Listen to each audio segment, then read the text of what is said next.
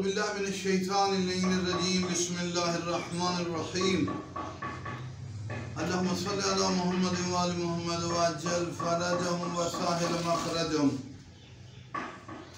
یہ شخصیات ما قبل ظہور شریف کے حوالے سے کتاب بیان الائمہ صفحہ نمبر جلد نمبر 2 صفحہ نمبر 591 پر ہے۔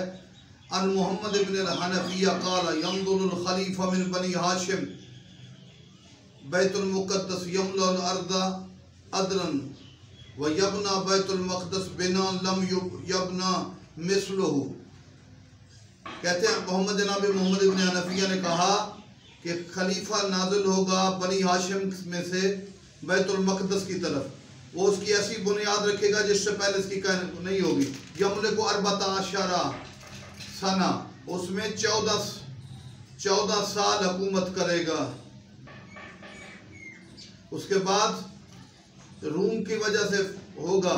ثم یجتمعون له بالعمق فیموت غما، اس فساد کو دیکھ کے وہ پھر دنیا سے چلا جائے گا، غم کی وجہ سے اس کی موت ہوگی۔ اس شخصیت کی جو بنی ہاشم، ثم یلی بعد رجل من بنی ہاشم، کہتے پھر ایک اور بنی ہاشم سے آدمی آئے گا۔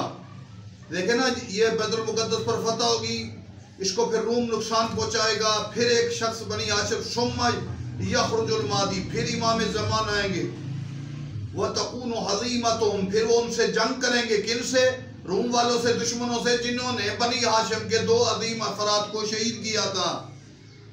وَفَتَحَ قسطنطنیہ عَلیٰ یدیہ، امام زمانہ کے ہاتھ سے قسطنطنیہ فتح ہوگی۔ ثُمَّ يَسِيرُ إِلَىٰ رومیۃ، پھر امام زمانہ قسطنطنیہ کو فتح کرنے کے بعد، اس کو استنبول کہا جاتا ہے، روم کی طرف جائیں گے۔ وَيَفْتَحُهَا، اور میں قربان جاؤں سرکار مہدی کے طریقے سے روم فتح ہوگا۔ وَيَسْتَخْرِجُ كُنُوزَهَا، اور امام زمانہ وہاں کے خزانے نکالیں گے۔